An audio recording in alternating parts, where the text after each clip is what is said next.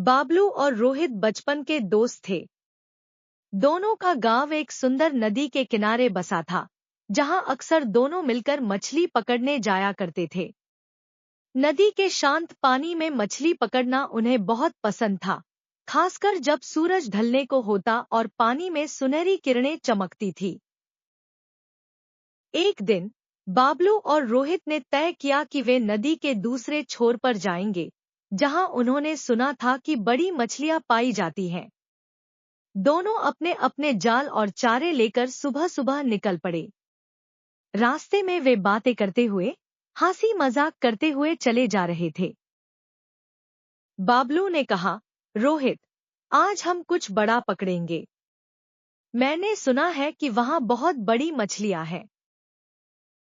रोहित ने मुस्कुराते हुए जवाब दिया, हाँ बाबलू, अगर हम एक बड़ी मछली पकड़ सके तो गांव में हमारी खूब तारीफ होगी।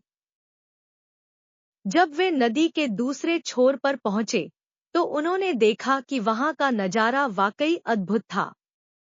चारों ओर हरी भरी घास और पेड़, और नदी का पानी इतना साफ था कि नीचे की चट्टानें साफ दिख रही थी। उन्होंने अपने जाल बिछाए और इंतजार करने लगे। कुछ ही देर में बाबलू के जाल में कुछ हलचल हुई। उसने जल्दी से जाल खींचा और देखा कि एक बड़ी मछली फंसी हुई थी। उसकी खुशी का ठिकाना नहीं रहा। रोहित ने भी अपने जाल को चेक किया, लेकिन उसमें कुछ खास नहीं था। वह थोड़ा उदास हो गया, लेकिन बाबलू ने उसे हिम्मत दी। कोई बात नहीं रोहित, धैर्य रखो। तुम्हारे जाल में भी बड़ी मछली फंसेगी। फिर कुछ समय बाद रोहित के जाल में भी हलचल हुई। उसने तेजी से जाल खींचा और देखा कि एक और बड़ी मछली फंसी हुई थी। दोनों दोस्तों ने मिलकर मछलियों को बाहर निकाला और खुशी खुशी उन्हें टोकरी में रखा। शाम होते होते उनके पास कई बड़ी मछलियां हो गई थी।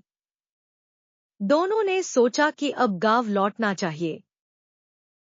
रास्ते में बाबलू ने कहा, आज का दिन सच में यादगार रहेगा। हम दोनों ने मिलकर इतनी सारी मछलियां पकड़ी। रोहित ने सहमति में सिर हिलाया और कहा, हाँ, और सबसे खास बात यह है कि हमने मिलकर यह सब किया। दोस्ती में ही असली मजा है। गांव पहुंचने पर सभी गांव वाले उनकी मेहनत और सफलता की प्रशंसा करने लगे। बाबलू और रोहित के चेहरे पर खुशी और संतोष साफ दिख रहा था। इस तरह उस दिन ने न सिर्फ उनके मछली पकड़ने के हुनर को साबित किया, बल्कि उनकी दोस्ती को और भी मजबूत किया। दोनों ने तय किया कि वे हमेशा साथ मिलकर ही मछली पकड़ने जाएंगे, क्योंकि साथ में काम करने का आनंद ही कुछ और होता है।